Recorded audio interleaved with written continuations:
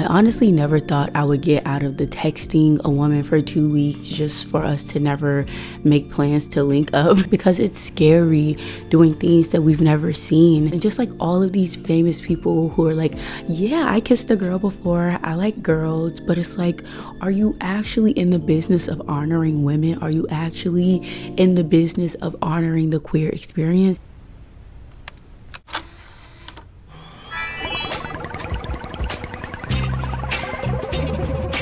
Hello cuties, welcome back to our sacred garden. And if you are new here, then hi, I'm Shavion, and we're just gonna dive right in. I feel like a lot of my early experiences were shaped around safety and self-hate. I thought I'd never have to face myself if I stayed in the face of a man, chasing them down the road like a lost puppy who thought they found their owner. Now, to be honest, I didn't realize how man-centered I was until I smelled it on the people around me. And like the old tale says, the ladybirds of a feather flock to a man's desire, completely abandoning herself and in so creating a hole of emptiness. Now, choosing to leave the flock is never an easy thing. You must be jumped out. But may I say, it was the best beating I've ever gotten. Yeah, knocked me right awake. And before I could even open my eyes, I felt the warmth and depth of it all. My ears danced at the way it sung loud songs of praise and quiet ones filled with giggles. And when I finally got the courage to open them and see that it was the love of a woman, I knew what I had been missing all along. I know,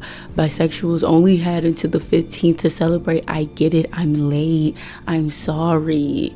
Can I get a pass this year? I was fighting for my Latin baddies. I was fighting for my Hispanic baddies. I didn't have time to write the outline, but I'm here now, please. Let me speak to my community and then I'll be out of y'all's way.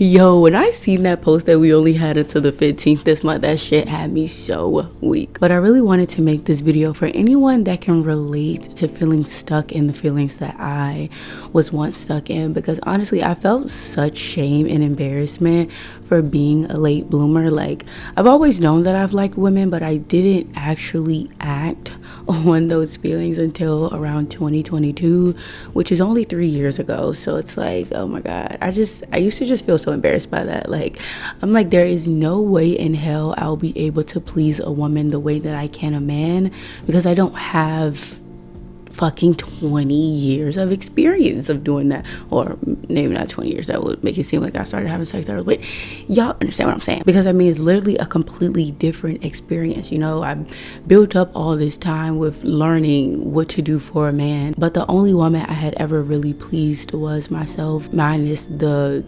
explorative random side quests with like friends and stuff. But anyways, growing up, I just allowed myself to fall into the hetero world because it just felt easier. Like, I generally don't have a good excuse, but that it was easier. And I already had so much shame around sex in general. Like, it felt like exploring my sexuality would just bring even more shame to me. So I really just wanted to try and stuff that part away. I'm just like, nah, it might go away if I ignore it.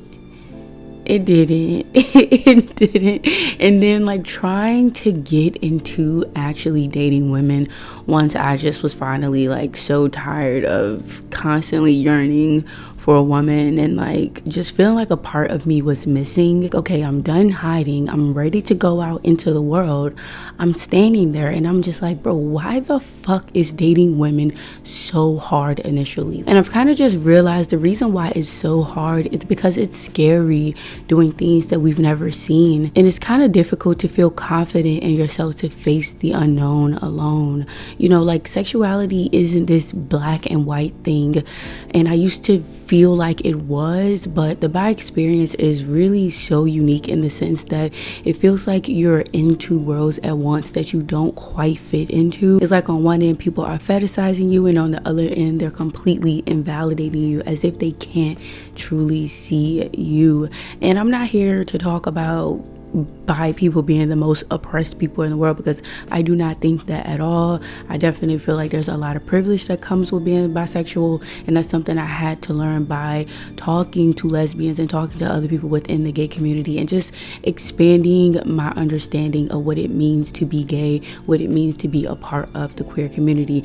But I do want to make this video for the people like me who have internalized that shame and that invalidation and just that feeling of not feeling like you necessarily belong anywhere. Because when you internalize all of those feelings, you begin to oppress yourself and you become your biggest enemy. And that is what this video is about. It is about facing the biggest enemy, that is you, most of the time. We are going to get into the outside world and how the outside world does play a factor in all of this, but at the end of the day, you are your greatest obstacle, in my opinion, as a bisexual. We're gonna get into it, and then I have a veteran that's gonna give some tips to any baby gays out there at the very end, so stay tuned for that. This sparkled mellow bourbon is so smooth. Every time I take a sip, pure happiness. That was amazing! Really? Can I get you to say that in a tuxedo? Hey, I gotta go. I think this is my big break. Don't worry, I won't let it get to my head or anything. Hey,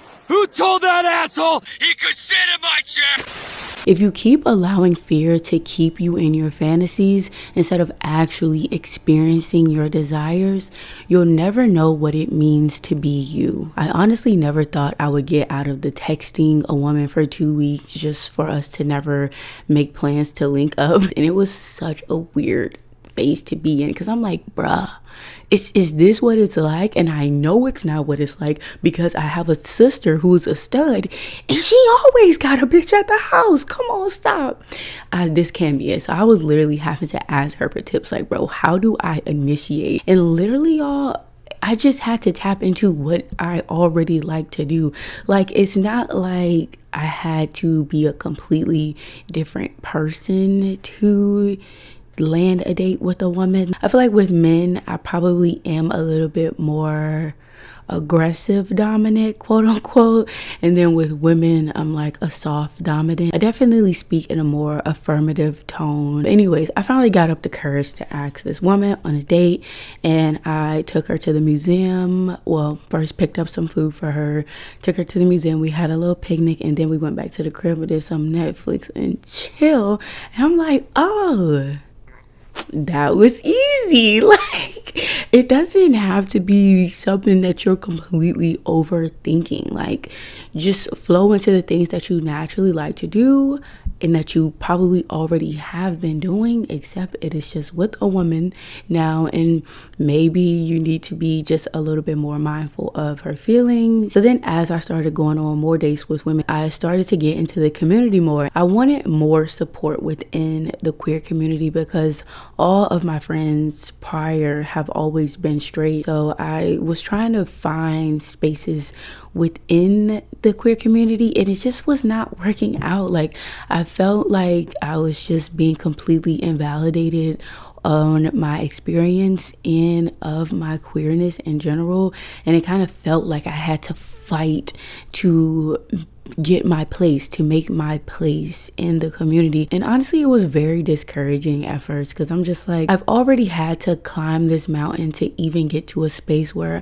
I feel comfortable in myself enough to even express that this is what I actually feel, this is who I actually am. And now I have to climb another mountain of proving my worthiness within the queer community, or at least that's how I was taking it, you know what I'm saying? No, I do just want to speak to the other side of that, because like, after speaking with more queer people, I really do understand why the vetting is necessary, because you'll have a lot of women coming into the community disguising themselves as a bi person when they're really bi-curious, and then turns out they're actually straight. And then also, as a bi person, just accepting the fact that you do have straight privilege, which makes our experience way easier in this patriarchal, man-centered world than a lot of other groups within the queer community. Like, I know from personal experience that when I am walking around my neighborhood at night with the man that I'm dating, I am way less alert. Like, I am up in the fucking clouds. But when I am with a woman that I am dating, I am looking behind my shoulder every 2 seconds. Like, I genuinely want a firearm because I want to be able to protect my lady. And literally, we had like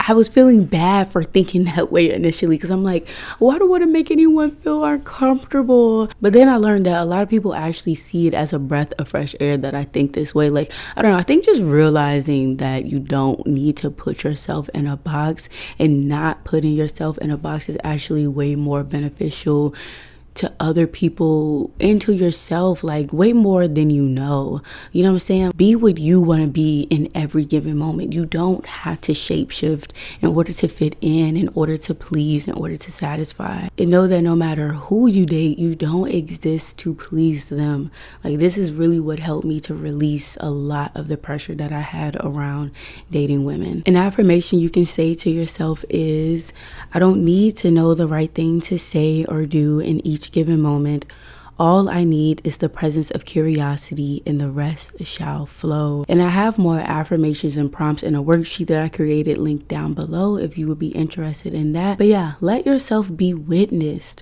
Allow your imperfections to be met with giggles and a deep knowing that you are living for you. The year 1984. Movie's over.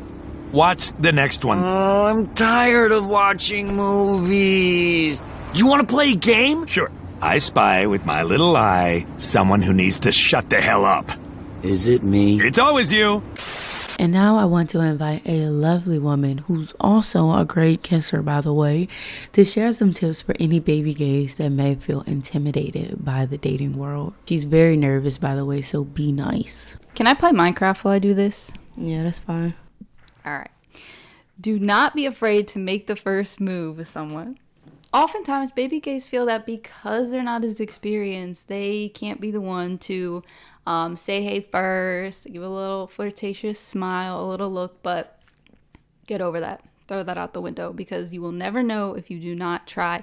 And as scary as it is all a part of the gay experience. So swipe up on the Instagram story, leave a comment on their Instagram post, say hey in real life, just be bold. Just get over the fear of rejection, because rejection is also, unfortunately, part of the gay experience. So the more you do it, the more comfortable you're going to get with it, and the more natural it's going to start to feel. Life is simply different as a gay person living in a straight dominated world. So your experiences in everyday life are going to differ significantly from those of your straight friends. So it is so important that you find, create, and maintain spaces where you have other gay people you can talk to. I made this mistake when I was younger. I do not have any gay friends, and while I love my straight friends, shout out to all the straight people out there, they cannot relate to you in the way that gay people can. So even, especially as a baby gay, it's just important to find people who have those shared experiences. So if I could tell myself to do anything as a baby gay, it would have been to find that community. So I'm telling you now, as a baby gay, find that community. This next one is a huge one, and probably one of the most important. Dating men and women are different. It's really different. I've never dated a man before, but I do know from my own personal opinion, which is fact, that dating women is superior. No offense. Seriously, no offense. Because only a woman knows what it is like to be a woman. So you guys have those shared experiences and shared perspectives on life. And I think that's why being with a woman is just so much more intense and so much more passionate. And that's why it becomes really important that when you start to date women, that you're unlearning how to love and you're relearning how to love, because you don't want to treat a woman like you treat a man. So that's probably one of my bigger ones. And my final tip when it comes to identity and relationships and all that: don't fall for straight women. Moving on. Now, this is the part that you all have been waiting for, and the part that Shavion really wanted me to talk about. It's time to talk about sex. Yeah. I'm not going to go too in depth because I don't know what YouTube will allow. But if this is advice that I will want my own self to hear as a baby gay, so I'm going to share it now. The first thing, I think this thing, it can get people caught up. You are not obligated to tell someone it is your first time having sex with a woman. And there's a couple reasons for that. Number one, you don't want her to feel like you're experimenting with her. Even that, if not your intention, it can definitely come across that way. So just leave that part up. Don't worry about that. The other one is you don't want her to also have the expectation that she has to teach you how to do everything, because then it's not really a pleasurable experience if she's having to like coach you through things. Communicating and teaching are two different things, and I'll talk about that in a second. But you just don't want her to feel like she has to, you know, counsel you through the sex, because then it's not fun anymore. And you just want to be confident. Just be confident. Confidence is key. Your first time with a woman will not be perfect, because none of the tips in the world can prepare you for the raw experience that is having sex with a woman for the first time. Like, there's nothing that can prepare you, because it's going to be different for every single person. Because I think maybe that's something that's a little bit more unique about having sex with women versus sex with men, is that sex with women, you are learning to please that specific person, and it's going to be different for every single person. So again, every pussy is different. Every pussy likes different things. So I can't, even though I can give you tips, I can't prepare you. So it won't be perfect, and that's okay. That's why you just keep having sex, so you can get better and better at it. Now, these last two tips I'm going to give you guys this is going to be the most important thing. If you take away anything from this video, it should be these two things. The key to good head, not even just head, key to good sex. Number one, a flat tongue, okay? A flat tongue. If you know anything about the pussy anatomy, you should know that the clitoris is very, very sensitive, okay? Very sensitive. There's so many nerve endings concentrated just in the clitoris. If you are using a pokey tongue, a sharp tongue on just that spot, it is so overwhelming. And some women like this. Some women do, but some women do not, okay? So use a flat tongue, because there's also nerve endings on every other part of the pussy. So flat tongue.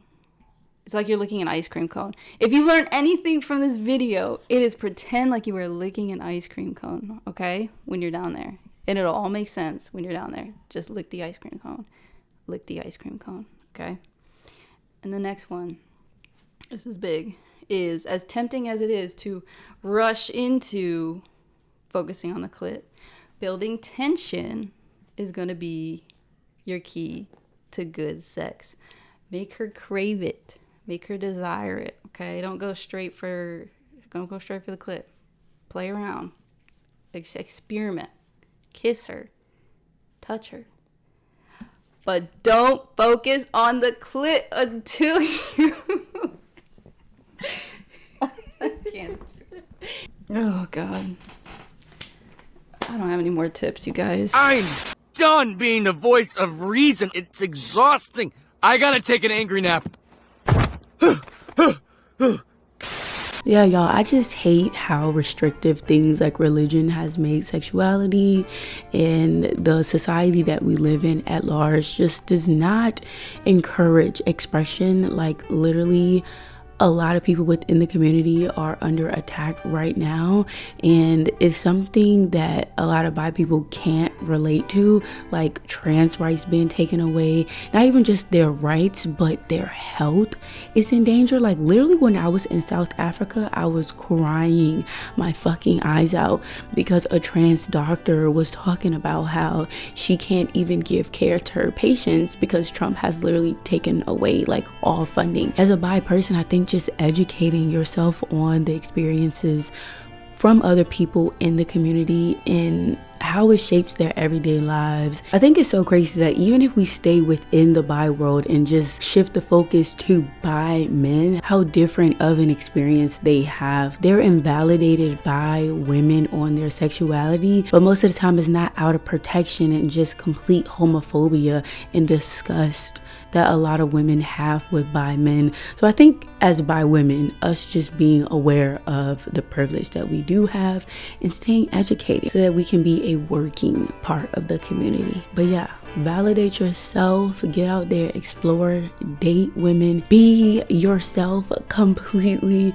Don't feel guilty for the things that you want. Don't feel guilty if you end up falling in love with a man. Give yourself the space you need to express and grow in your complete authenticity, not what other people make you feel like you have to be. So yeah, if you would like to dive into this more, check out my worksheet below. I also have other worksheets on my Ko-fi account if y'all would like to check them out. It has different prompts and affirmations, all the good stuff. But yes, that is all I have for y'all today. Comment a orange emoji and a rainbow emoji if you have made it this far. And if you haven't subscribed, thank you for subscribing. Welcome to the cutie gang. Leave a comment if you resonated with anything that I said today. Also check the description for the audio version of this. Definitely share the video with someone you think may benefit. But yes, cutie, I love you, and I will see you in the next one. Bye. This is not real.